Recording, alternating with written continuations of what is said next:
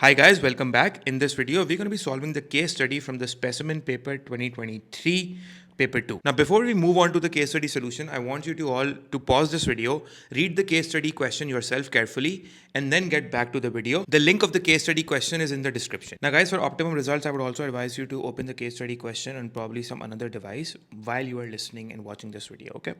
Now, question number A says, using the data in the question number one part, it says, using the data in table 1.1, compare Vietnam's balance of trade in goods and services between 2009 and 11, and then from 2015 to 17. Now, we know that usually the first two questions in the case studies will usually be comparison and analysis of the data or the trends or the tables, right?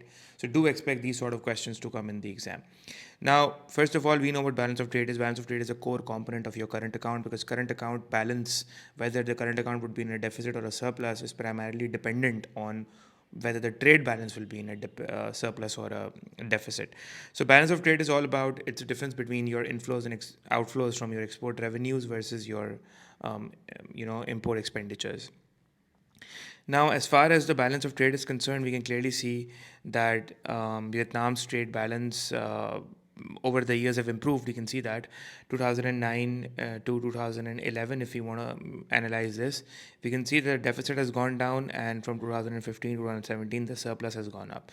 So I have done a small comparison here. Now, you don't need to sort of do the comparison like this. You can just write it in a paragraph form. Since I'm not in an exam scenario or exam situation right now, I am making a video. So I have done it the way that is convenient for me. But you are supposed to sort of write it in a paragraph form, okay? So in 2009 and 2011, we can see that the balance of trade was in a deficit, while if we compare it with 2015 and 2017, we know that the balance of trade was in a surplus. So this is the first point that you could mention, that, while you're comparing, so make a comparison. The answer should look like a comparison. So you're comparing the two, you're saying that, okay, fine, in this period it was deficit, while in that period it was a surplus. The second point that you could mention is that you could say in 2009 to 2011, the deficit has decreased over the period. Now, you don't need to mention it has decreased from this to this, because, like I said, the examiner is more focused on the nature of these changes, the behavior of these changes, rather than your numbers. So from 2009 to 2011, we can see that deficit has gone down from 188,557 billion dongs to 140. Now, you don't need to, like I said, you don't need to mention the values. And in 2015 to 2017, we can clearly see that the surplus has gone up. From 2009 to 11, we can see that the deficit had gone down, while in 2015 to 17, you could write that a surplus has increased. No need to sort of mention the values from this to this, right? Also, there's one more comparison that you could make regarding the behavior of these changes, is that you could say that, in the period from 2009 to 2011, we can see that the fall in the deficit has been continuous, as in it has been continuously falling, right? You can see these numbers, it has been continuously falling, right? It's not that it fell and then it rose, but, the deficit has been falling continuously. Similarly, in 2015 to 2017, we can see that the surplus has been going up. The increase, as in the surplus, has been increasing every year or year by year, right? So that is another another comparison that you can make. Also, guys, one more thing that I wanted to tell you was that, when you're sort of answering these sort of questions, where you're analyzing these numbers, these figures, or you're making comparisons, or you're doing trend analysis, whether they are trend lines or whether they are numbers that you're sort of analyzing and comparing and deriving conclusions out of it, what sort of changes have been made. So remember, the examiner, instead of focusing more on the numbers, is more focused on the nature of these changes and the behavior. So I give two words to it. I say that, focus on the nature of these changes and behavior of these changes.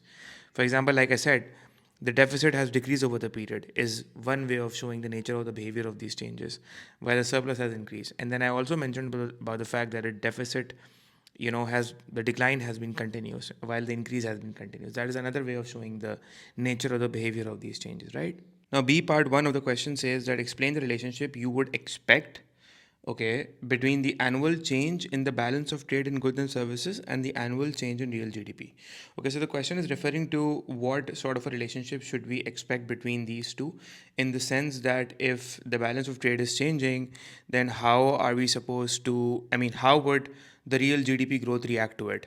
So let's say if the balance of trade is, in a if the deficit is going up, or let's say there's a surplus, so what should we expect the real GDP growth to be like? Should we expect it to increase as well? So if the balance of trade is improving, so should we expect the real GDP growth to be on the positive side as well, or should we expect it to be on the negative side? And if the balance of trade is deteriorating, then should we expect real GDP to be deteriorating as well, or vice versa? So this is the question that is basically asking us, right? So as far as the relationship is concerned, whenever they ask you a question that what sort of a relationship there is between these two variables, so you are supposed to basically tell that whether there's a direct or an indirect relationship. So as far as they both are concerned, what sort of a relationship should we expect? We should expect a positive relation or a direct relation between the two. Because obviously, when the balance of trade is in a surplus, that is, it is positive, it's favorable, right? It would definitely mean that your net exports are rising. Your net exports are positive. That is, export revenues are exceeding import expenditures. What is going to happen is that it is going to have a positive impact on aggregate demand. Your aggregate demand will rise because net exports is a component of AD. So if net exports are rising, which is causing your balance of trade to be positive, your aggregate demand would go up. And when aggregate demand goes up, we know that it results into economic growth because your real GDP rises. So in that sense, what's happening is that your balance of trade is going up because it's there's a positive impact on your balance of trade. So there's a positive impact on your balance of trade because of a rise in net exports. It would definitely have a positive impact on your economic growth as well. So a positive impact on a balance of trade could happen either when the deficit goes down or a surplus increases, right? So that's what you need to mention, that there's a direct relationship, and then you need to explain that how would that impact real GDP growth rates, because via a rise in aggregate demand. So as your surplus goes up, basically real GDP growth rate goes up as well. Okay, now moving on to the next part, it says, consider the extent to which this relationship is evident in the data in table 1.1. Okay, so first of all, we have established that there is a positive relation between the annual change in the balance of trade in goods and services and the annual change in the real GDP growth rates, right? So there's a direct relation or a positive relation. Now the question is asking that to what extent is this positive relation, if we have identified, really evident or really happening in the data in table 1.1.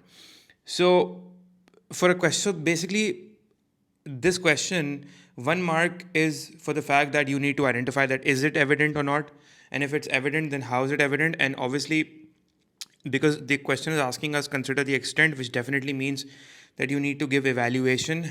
That is, you need to give a counter argument that okay, fine, there is some element also involved where the data is showing that there is, the positive relation is not clearly evident, although it is, but not clearly evident, right? So let's see how you're going to attempt this question. It's an interesting question, by the way. So first of all, what you could say is that I believe that yes, it is evident, but it's not evident to the full extent. So it's only evident to some extent. We can see that there's a positive relationship. Otherwise, the first thing that you need to write is that it's not fully evident. To some extent, it's only evident. And the reason why it's evident is because when you can see that the year in which the balance of trade had the highest surplus, that is in 2017, that year also witnessed one of the highest real GDP growth rates, right? Approximately the highest real GDP growth rate, 6.8%. So in that aspect, yes, we can see that yes, it is evident that the highest balance of trade surplus also witnessed, from the limited information that we have. From that information, we can see that the highest balance of trade surplus witnessed the highest real GDP growth rates. Now, you need to also understand that when you're saying that there's a positive relation, so there's a positive relation in the sense that when your balance of trade is in a surplus, your real GDP will rise. So either two things will happen.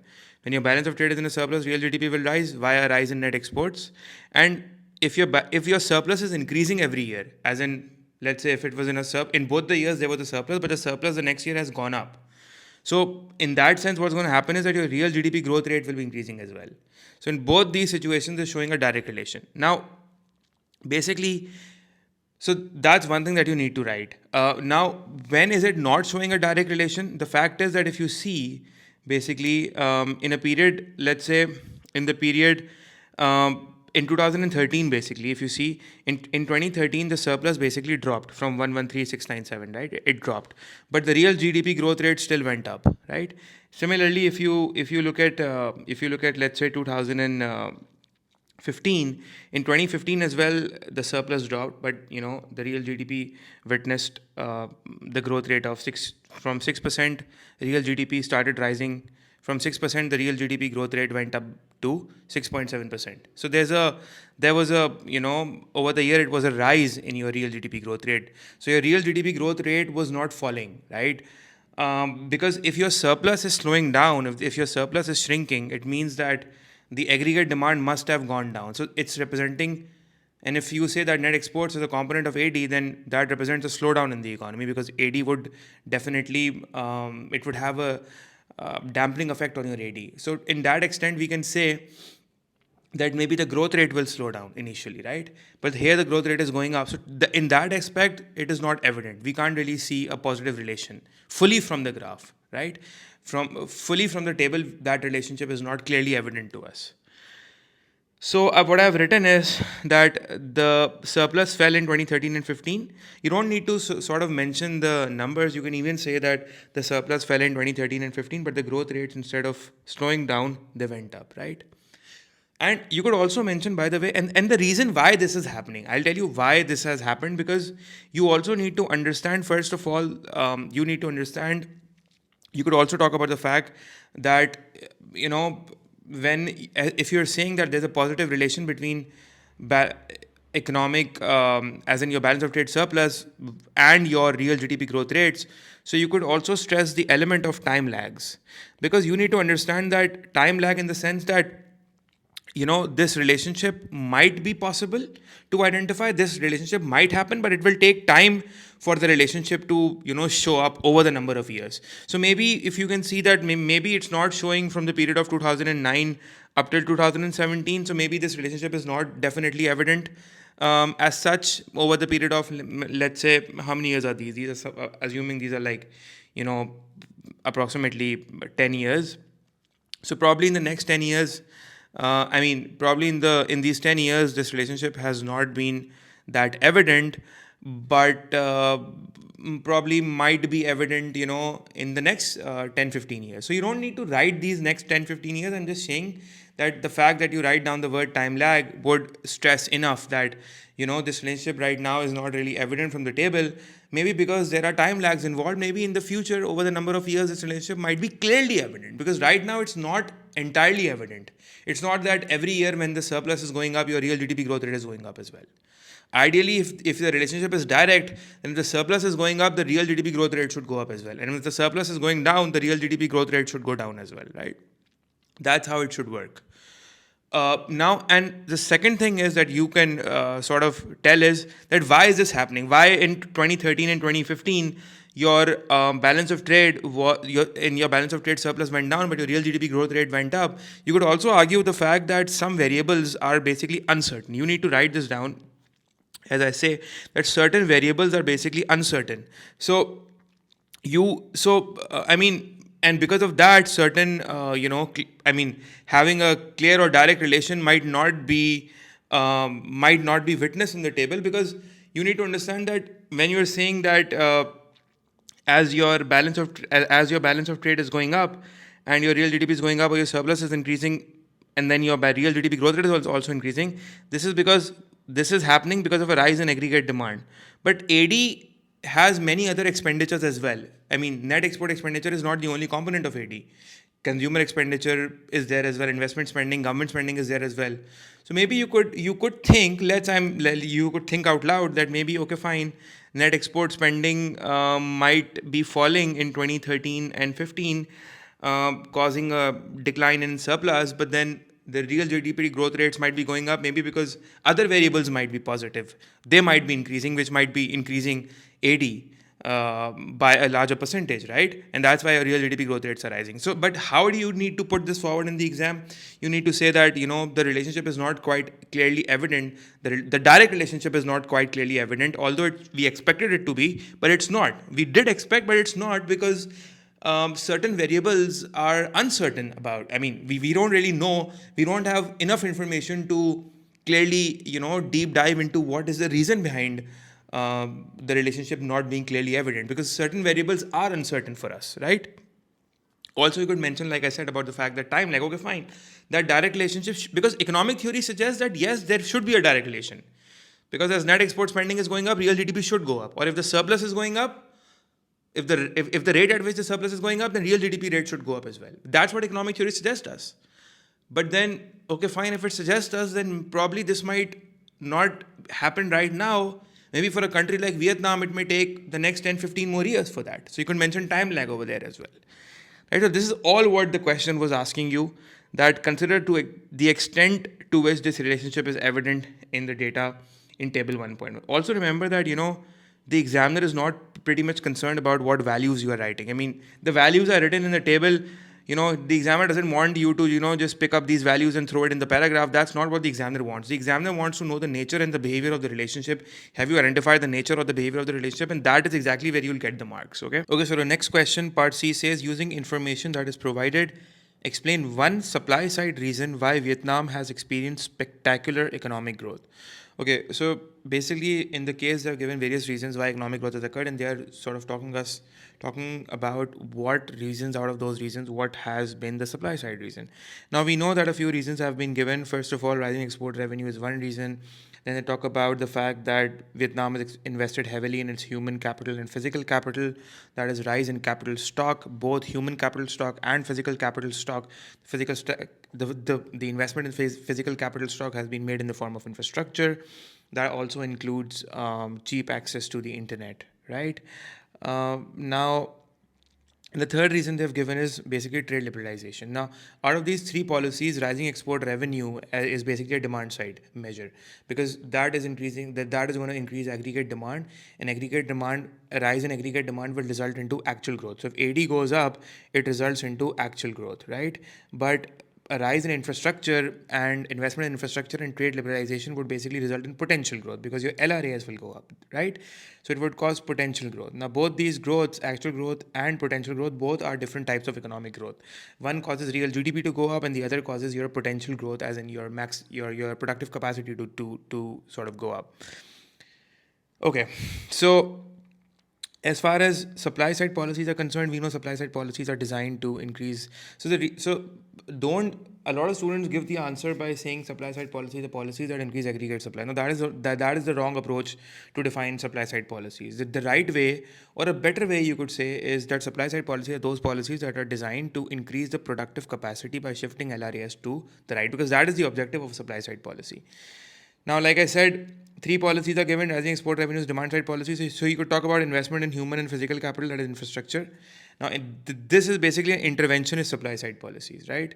And then you have trade liberalization, which is a market-based supply side policy. Interventionist supply side policies encourage government's role of intervening and coming up with expenditures to increase LRAS, while market-based supply side policies try to reduce the role of the government, taking away the role of the government and improving the efficiency of these markets to sort of result in efficiency to go up, and then because of it, that rise in efficiency, productive efficiency, ultimately would go up, such as competition policies, trade liberalization, deregulation. All of these are market-based supply side policies, and that would ultimately cause your LRAS to go to the right? So basically, as far as the explanation is concerned, you need to tell that investment in human and physical capital would basically result in productive efficiency, which will also boost competitiveness, and that will increase the LRAS from LRAS 1 to LRAS 2. So LRAS will increase. So just don't mention it. Explain it, that what is going to cause productive capacity to rise. Why is productive capacity rising? And why is investment in human and physical capital resulting in a rise in productive capacity? The reason is the fact that there's productive efficiency. Because obviously it would result in productive efficiency in the economy if you invest in infrastructure, right? Because obviously investing in infrastructure would reduce the cost of production for firms, for as far as transportation is concerned. Also, it talks about including cheap access to the internet. So obviously that would again drive down these costs significantly. Costs for the firms would go down, right? And it would make goods and services more competitive, and it would increase productive efficiency in the economy. That would cause your LRAS to increase and your potential growth to take place, shifting LRAS to the right. And similarly, as far as trade liberalization is concerned, so trade liberalization involves the removal of trade barriers, right? Such as tariffs, quotas, freeing up trade, promoting global competition. That's the objective of trade liberalization. So trade liberalization would again maximize efficiency, because because trade liberalization would result in global competition between domestic firms and foreign firms. And the fact is that the fierce and the intense nature of global competition is fierce and it's intense, remember that. And it would force the domestic producers to do whatever they can to reduce their costs and compete, and this would promote productive efficiency, hence causing LRAS to shift from LRAS1 to LRAS2. So you need to create that chain of analysis. Don't just write and mention, oh, you know what, uh, infrastructure is the reason why your aggregate supply is going up. But how is investing in infrastructure connected to a rise in productive potential? You need to mention that thing, okay? Moving on to the next question. Okay, so part D of the question says assess the likely macroeconomic effects of the pressure on the exchange rate of the Vietnamese dong arising from Vietnam's increased exports. Now, we know that the case has suggested us multiple times that the exports have been very strong and the exports have been the main driver of economic growth. In fact, at one point, the case also suggested us that Vietnam's exports were 90% of the GDP, right? So the main national income or the real output, the contributor to the main national income was your exports, right? And it was approximately 90%. So I think it was somewhere in 2017, right? So moving forward, the question is saying that if our exports are increasing, so what would be the impact on our macroeconomic indicators if there's a subsequent rise or fall in the exchange rate? First of all, we need to identify whether the exchange rate would rise or fall, as in whether the Vietnamese dong would go up or go down against the foreign currencies, right? So first of all, what you need to understand is that whenever exports will go up, the demand for Vietnamese dong would increase because Vietnam's exports are rising. So obviously, the other currencies would exchange their currencies for Vietnamese dong. They would sell their currencies in order to buy the Vietnamese dong, because obviously, if they're paying the Vietnamese consumers or the Vietnamese firms, then definitely, or let's say the Vietnamese government, then definitely they need to pay them in their domestic currency. So for that, but they don't have domestic currency. They have their own local currencies, right? The overseas firms and the overseas consumers. So they need to buy dong for that. And if they buy dong for that, the demand for dong in the foreign exchange market would go up. And when that happens, the price of dong would go up, right? So which means that the exchange rate would appreciate. So what you need to write is that a rise in exports would increase the demand for Vietnamese dong, putting upward pressure on the currency, right? Putting an upward pressure on the currency. So hence dong will get stronger in the forex market because it will appreciate. Now, when this happens, you need to first tell that the first step would be that you need to tell what will be the impact on the price of exports and imports. Because the question is asking us the macroeconomic effects on if there's a upward pressure on the exchange rate. So definitely the macroeconomic effects would be dependent on what happens to the subsequent price of exports and imports. Because if the exchange rate changes, you need to understand that exchange rate directly does not have an impact on macroeconomic indicators. It has an impact via changes in subsequent export and import prices. That is what causes different macroeconomic impacts. So we know that when the currency appreciates, the price of exports would go up while the price of imports would go down, which will have the following consequences. I've listed them down, and now I'm going to be explaining each and every one. And I'm going to also take this opportunity to sort of explain this in much detail, because it will, I'll try to explain or link different concepts together as well, so that if such a question could come in your 8 or 12 markers, it would help you as well. Now, first of all, we know that when the price of exports would go up and the price of imports would go down, you could also say that a strong. So basically, the Vietnam's currency is getting stronger. So that is what you need to write. And we know that a strong exchange rate would make your exports expensive and our imports cheaper.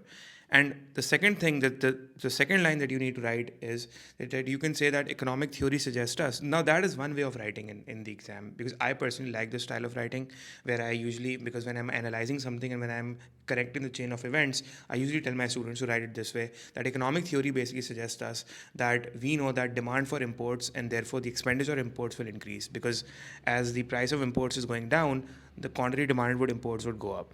So as the price of imports is going down, the quantity demanded of imports would go up, assuming that the PD for imports is elastic, that is greater than 1. And then as a result of that, your import expenditures would go up, right? So first thing, import expenditure is going up. The next thing is, whereas you could write that, the demand for exports would go down since the price of exports is going up. So people will buy less exports now. So since the price of exports is going up, the quantity of exports would go down. And when that happens, your export revenues would go down. So our import expenditures are going up while our export revenues are going down. So import expenditures are going up, export revenues going down. So definitely it will, and both these effects, the fact that import expenditure is going up and also the fact that export revenue is going down, both these effects will have a worsening impact on the balance of trade of the current account.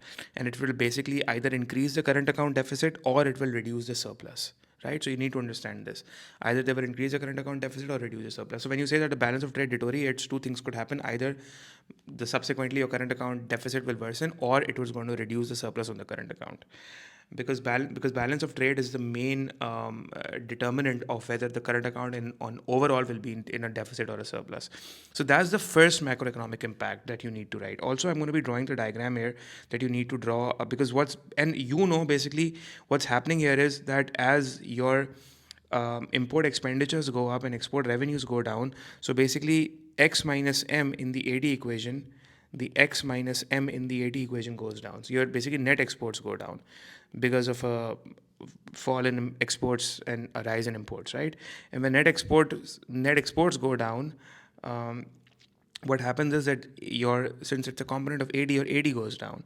And so the diagram that you're going to make over here is that I'm going to be drawing a Keynesian aggregate supply curve, right? So let's draw a Keynesian aggregate supply curve here.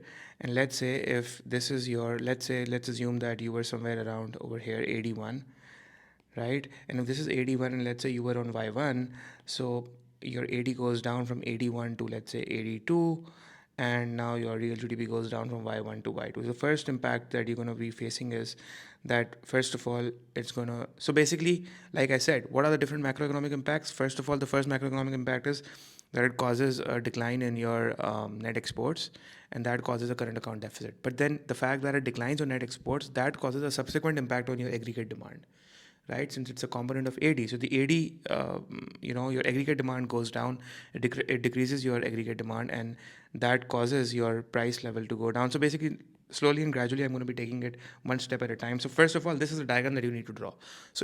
After explaining this, then you'll say that a decline in net exports causes a decline in AD, and then this is shown in the below diagram. So you'll make this diagram, and then you'll label this figure A or figure B, whatever, or figure 1, up to you. And then from there onwards, you're going to be explaining that the above figure shows this, below figure shows that, like this. So moving forward, this is figure A. We're going to be getting back to figure A as we move on in the video. So the second impact that you need to tell is that it is going to reduce growth. Reduce growth means reduce economic growth, and it will also increase unemployment. But you don't just need to mention this. You have mentioned this right now. You need to explain this, analyze this. So let's analyze this right now. So what you are going to say in the exam is that a strong exchange rate, we know that it makes exports expensive and it makes imports cheaper. And we also know that economic theory has suggested us that the demand for imports and therefore the expenditure on imports will increase, whereas the demand for exports and therefore the export revenues will decrease, right? And we already know that both these effects will worsen the trade balance on the current account and increase the current account deficit. And since AD goes down because it's a component of AD, our economic growth reduces from Y1 to Y2 as shown in diagram A. Then give the reference to diagram A, because economic growth, that is real GDP, is declining. So economic growth is reducing from Y1 to Y2. So first thing is it's reducing your economic growth, which is not a good thing. Secondly, why I'm going to be suggesting you to make the Keynesian diagram. Why? Because the simple reason is that because from here you can explain different negative consequences. You could also say that as growth goes down, it basically widens your negative output gap. So your negative output gap widens because as your real GDP goes down, there's a negative output gap that has widened. Why? What do you mean by negative output gap? It simply means that this is your full employment level, and initially you were away from full employment at Y1, and now you're further away from full employment, right? So it just widens your negative output gap. So you could talk about, when you're saying reduces growth, you could say that it widens your negative output gap, right? Don't write O dot gap. I'm just writing it down. You write properly in the exam. Secondly, so first of all, and then you also talk about the fact that there's slack in the economy. Slack is a sign of inefficiency because it's a sign that you have unemployed resources now. And slack and inefficiency is also represented by a movement from, on the curve to inside the curve, right? Since we have assumed in this equation, in the diagram, in fact, that we were not on the full employment level. Now it was up to me. I could have drawn the AD curve from here as well, and I could have shifted the AD curve to the left from this point as well, Now I didn't do it. It's up to you, whatever. But since I've drawn the AD curve, which is below full employment at my initial start, then I could say that I was not on full employment initially, somewhere close to it, right? Because 81 was already close to full employment. So basically, my real GDP will go down from point A to point B. I'll move. My bad. I'll move inside the PPC curve. The more I move inside the PPC curve, the bad it is, because it's showing that the less of my resources are unemployed, and it's showing a sign of inefficiency, representing resource allocation being misallocated. Allocative inefficiency on a macroeconomic level, you could also say that in one sense, right? So plus, and then the fact that it's causing unemployment of resources, you could analyze this by saying that, what's going to happen is, we know that labor demand is derived demand. So as the demand for goods and services go down because of a fall in AD, less employ. So this is the reason why. Just don't say unemployment will result. Say why will it result. You need to tell the examiner. You need to guide the examiner properly, right? You don't think that he knows. You have to tell him that you are able to understand it properly. So you say in the exam that as labor demand is derived demand, demand for the goods and services will go down, and that causes the demand for labor to go down, which means that less employment will be needed to produce the extra goods and services demanded, right? So first of all, since the demand for the extra goods and services is going down, similarly demand for labor will go down as well. So less employment is needed now, right? Also, there's another reason why unemployment is rising. That is just one reason for the unemployment. Another reason is that as AD is going down and real GDP is going down, obviously that is also causing a decline in the firm's profitability. So, and less revenue is generated by firms. Since firms are producing less output, they are selling less output, they are making less revenues as well. So with less revenue that is earned by firms, they may now look to reduce their workforce size to sort of control the cost and try to maintain the profitabilities, right? Which will thus hence increase unemployment in the economy. And what sort of unemployment will happen? Cyclical, that is demand deficit unemployment. Do mention the fact that there's demand deficit unemployment that will occur in the economy. See, there are three very important macroeconomic impacts that will happen in the, in the economy. Now, guys, first of all, remember that presentation in the exam is very important. Presentation means that you can't sort of jumble up all the points in one paragraph. Do some paragraphing in the exam. Okay, fine. If you're explaining the balance of trade deterioration in the first paragraph, then probably explain the economic growth impact and the unemployment impact in the next paragraph, right? And also draw a central diagram, properly drawn diagram, and so that you can refer back to the diagram each and every time, right? But everything should be crystal clear to the examiner. The examiner shouldn't be confused. Now, where's the third macroeconomic impact that will happen is basically it is going to reduce the inflation levels in the economy. So both demand push inflation and cost push inflation will go down. This is where the students lack. They say inflation will go down, but obviously there are two types of inflation. So you need to specify which inflation will go down. So you need to be because you need to understand this is not an O-level exam. It's an A-level exam. It's an advanced level exam. So you need to think on that advanced level as well. You need to show that you are advanced. You're not an ordinary level student, right? So if you're saying that inflation goes down, then what sort of an inflation goes down? When you're talking about demand pull and cost push, and that is exactly the difference between an A-star student or a B-grade student, right? So you say that demand pull inflation is, first you talk about demand pull inflation, so you say that demand pull inflation will likely to decrease. Why? Because AD is going down, which reduces inflation. So first of all, let me tell you why does inflation goes down when AD goes down. The simple answer is that when aggregate demand decreases, there is less pressure that is put on the existing factors of production, which reduces their factor prices. That is, which reduces the price of the factors of production, right? And when the factor prices goes down, it then feeds through to lower prices, or it then feeds through to lower prices in the economy from P1 to P2. So the fact that when AD is going down, the price level is going down from P1 to P2, it doesn't happen instantly. What happens is that when AD goes down, there's less pressure that is now put on the existing factors of production, which reduces the price of those factors of production, which then feeds through to lower prices from P1 to P2. So what I just said, I said that it feeds through to lower price. This is the exact line that I've said. Feeds through to lower prices from sort of P1 to P2. That is exactly what you need to write. And similarly, if you're saying that when AD goes up, why does inflation arises? You need to know that as well. The reason why inflation arises or demand pull inflation arises because of when AD rises is that when aggregate demand goes up, it puts more pressure on your existing resources, which creates a shortage of your existing resources, which bids up their factor prices, and then that feeds through to a higher price level in the economy. right? That is exactly what you need to write. Don't just say when AD goes up, inflation rises, when AD goes down, inflation goes down. You need to know why that happens. Also remember, guys, that because it's not only the demand for inflation that will go down, will also reduce the cost push inflation. So you need to write that the cost push inflation will also decrease, and the reason why cost push inflation will go down as well is because what's happening is that since the price of imports go down, firms now pay less for imported raw materials, right? Because let's say for import commodities, especially Vietnam as Vietnamese dong goes up, for Vietnam the price of imported raw materials would go down, and that would mean that Vietnam would find it cheaper to import raw materials, essential raw materials, right? And that would reduce the price for raw materials for Vietnam, which would reduce the import bill or the imported cost for Vietnam, and make that would reduce the cost of production for Vietnamese firms now, and hence SRAS would basically shift outwards from SRAS 1 to SRAS 2, and the price level goes down from P1 to P2. So this is a diagram for cost push inflation showing that your real GDP is going up from Y1 to Y2. So your price level is going down while your real GDP is going up. So this is basically going to happen because of so your real GDP will go up while your your price level, your cost push inflation will basically go down.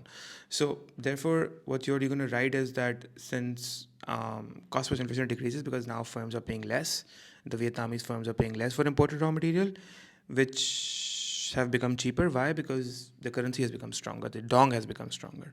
Therefore, the cost of production for Vietnamese firms will fall, shifting the SRAS to the right. And then ultimately, then say that what happens is that is the reason why cost push inflation goes down. The main hitting point is that you say that firms will then pass on these lower costs via lower prices, thus reducing cost push inflation from P1 to P2, as shown in the above or the below diagram, whatever you want to say, right?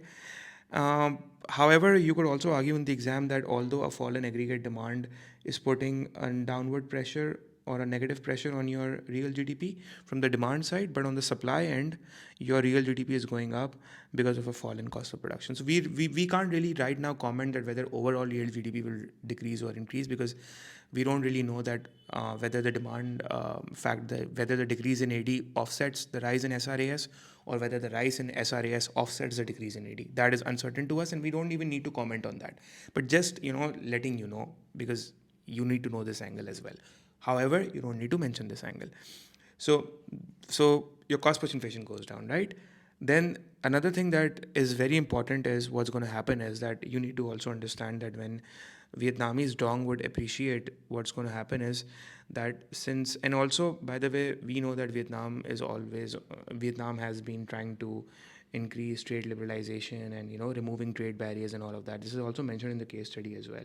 Vietnam has tried to move towards trade liberalization, and Vietnam has tried to become member of these international organizations, where it has tried to remove, where these international organizations work towards removal of these trade barriers and trade protection, and try to trade freely with their member countries. And Vietnam has tried to become a member of those organizations as well.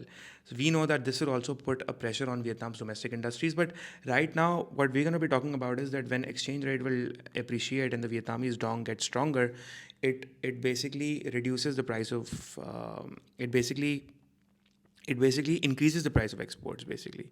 And when price of exports go up, Vietnamese exports will now sort of become uncompetitive to an extent.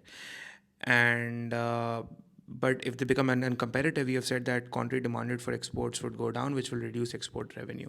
So and then we have said that this is going to have a negative impact on the balance of trade, but that's fine. But Vietnam will not just let that happen. I mean, if that happens in the short term or in the immediate term, what's going to happen is that ultimately Vietnamese exporters would be like, what the hell is going on? We need to sort of do something about this. We can't let the price, the appreciation of the dong ruin our sales, right? We can't let that happen.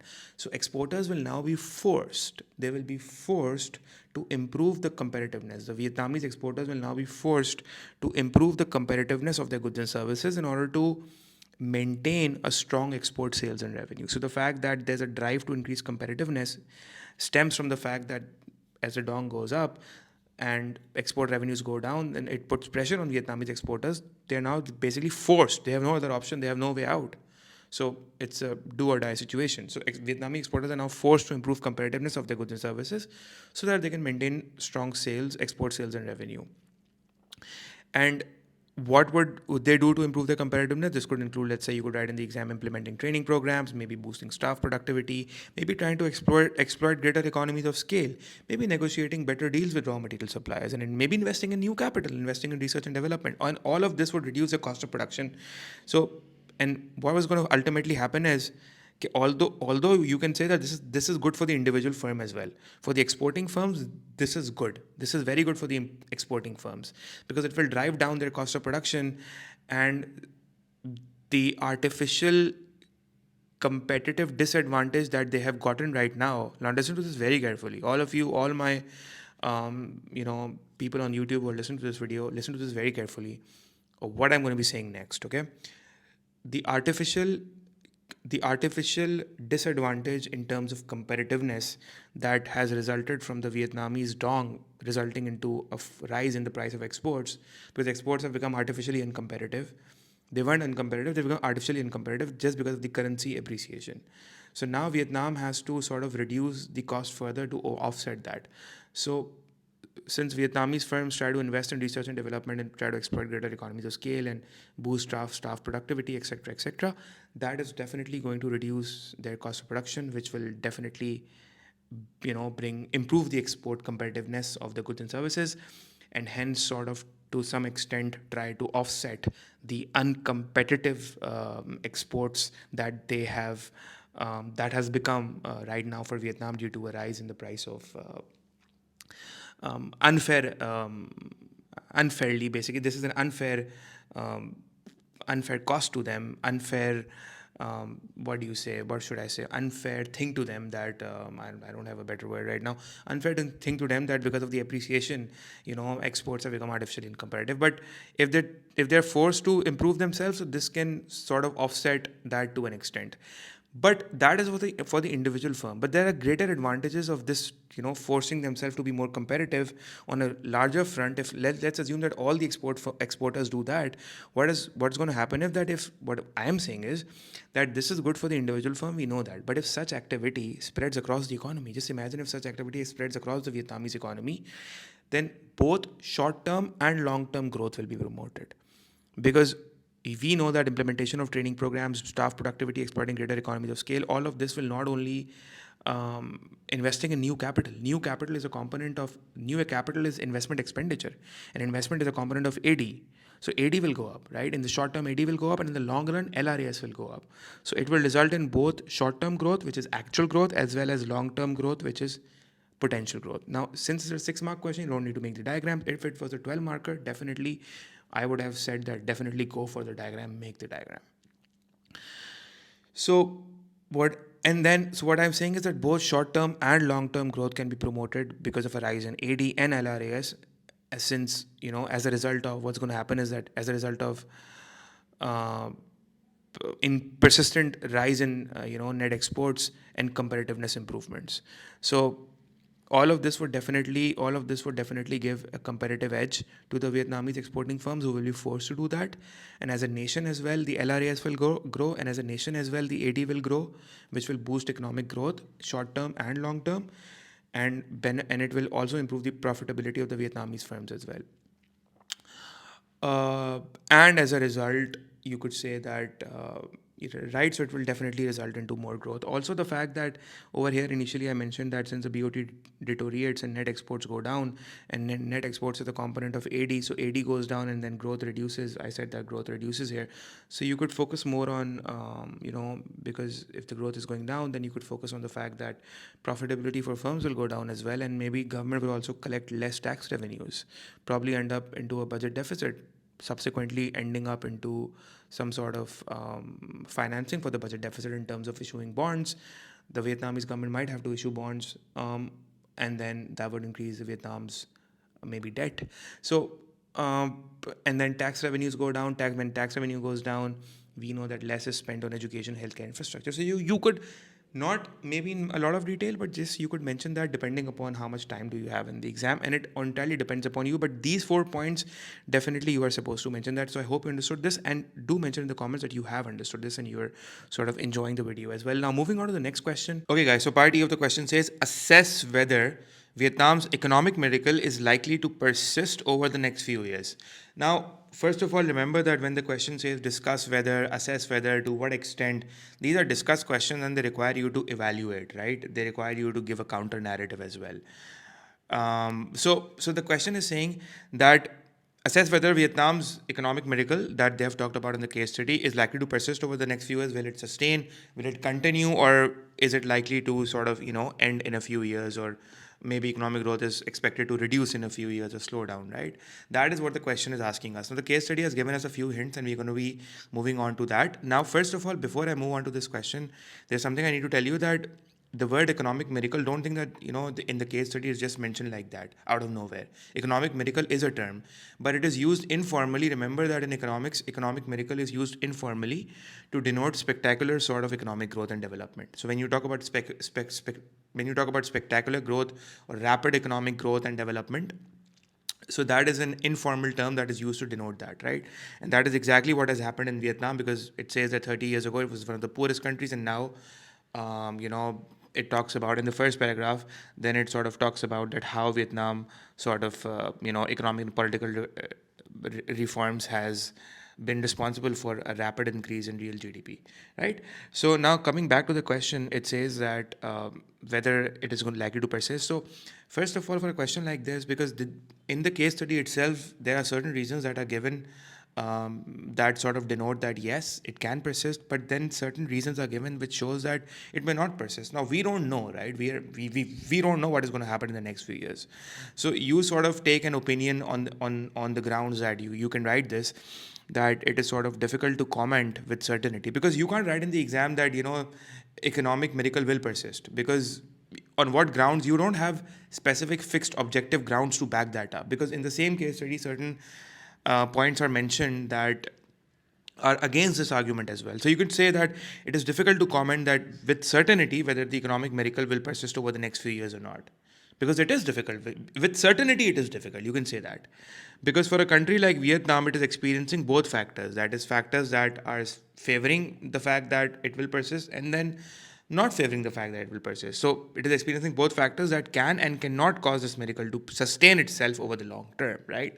So let's see what are the factors that can help Vietnam to sustain itself in the long term. So first of all, that you could say that certain factors are present in the case study that suggests that there's an indication that it can persist. And what are those? First of all, it says that Vietnam has benefited from the US-China trade war. Now remember that this is a 2018 case study, and there was a trade war that started in 2018 between US and China and the Trump administration, where the US imposed significant levels of tariffs on imports from China, and then these economic tensions escalated between the two countries over the next few years.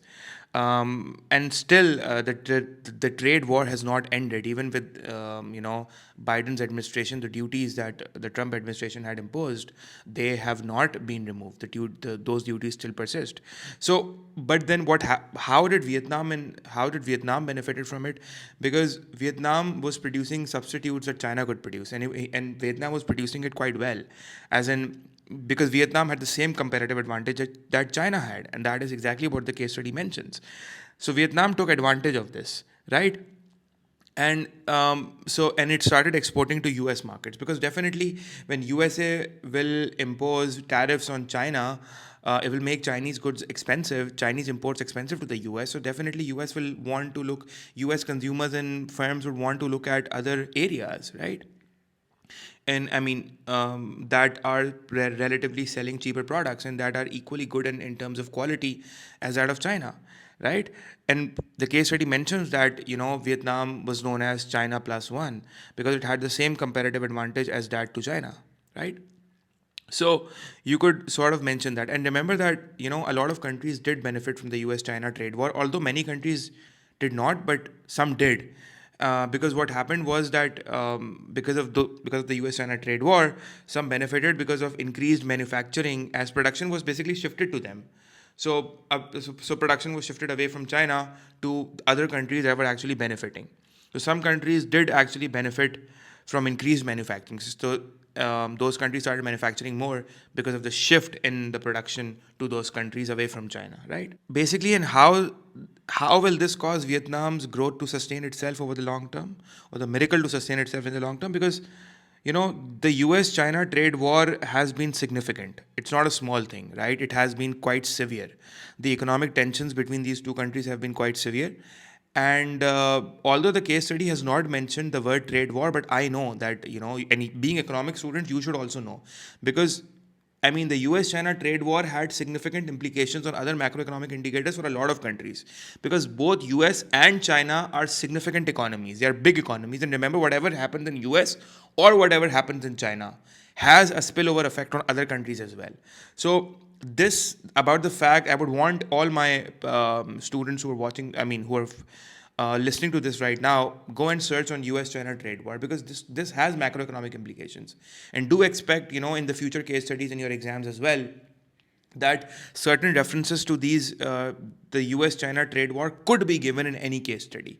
So you must know that, because you are giving an economics exam, right? Also, so basically, as production shifted to Vietnam and US started importing from Vietnam, so because of the tariffs and the protectionism imposed on China, so exports of Vietnam will rise, right?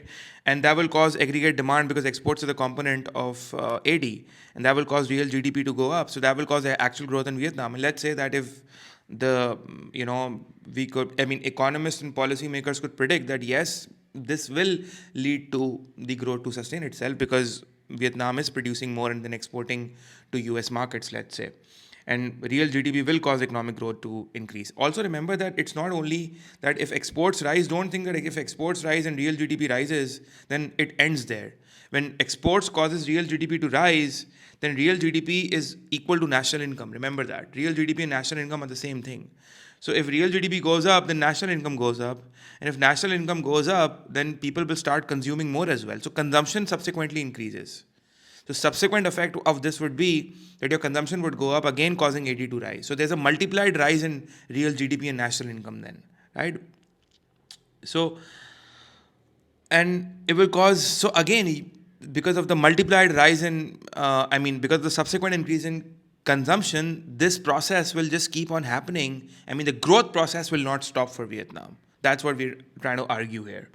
And the growth will persist and sustain itself. So that is one factor that is mentioned that we could argue that yes, growth will sustain because of Vietnam's significant exports. And Vietnam is an export dependent country. The growth the GDP primarily comes from exports. So if export is the primary generator of GDP and growth, or if exports is the primary engine of growth, you can also say that. If that is so, then if exports are rising, then definitely growth will happen. And that could have ripple effects on the domestic economy as well, because domestic firms would expand as well. Because, subsequently consumption goes up. Since national income goes up, so consumption goes up as people get richer. Then if consumption goes up, so domestic firms also benefit in terms of more revenues. They hire more employees, employment goes up as well, and then the process just keeps on happening. So there's a multiplied rise in national income and real GDP. So yes, growth will sustain in the long run. That's how you need to actually analyze it. Now, there is another reason that we could argue that growth will sustain itself, because of the heavy investment in the supply side of the economy in Vietnam. Because Vietnam has invested heavily in, human and physical capital. And investing in human and physical capital, and also through, trade liberalization policies.